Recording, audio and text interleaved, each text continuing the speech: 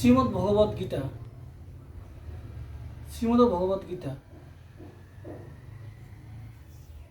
গীতা পড়া বা পড়ান যে জানে না, সে এই পৃথিবীতে যাহা করে সবই বৃথা হয়। সুতরাং যে গীতা জানে না, তাহার চেয়ে অধম আর কেহই নাই। কারণ উচ্চ বংশে জন্ম ও সচ্চরিত্র হওয়ারও কোনো ফল নাই। গীতার তাৎপর্য যে জানে না, তাহার চেয়ে অধম আর কেহই নাই। তাহার শরীর সচ্চরিত্র, ধন সম্পদ এবং গৃহস্থ হইয়া বাস করা, এই সবে ধিক। যে গীতাশাস্ত্র জানে না, তাহার চেয়ে অধম আর কেহ নাই। সে যে কর্ম আরম্ভ করিয়াছে, তাহাকে ধিক। তাহার সুনাম, তাহার পূজাকে ধিক। সে যদি উচ্চ সম্মানও পায়, তবে ধিক সে সম্মান।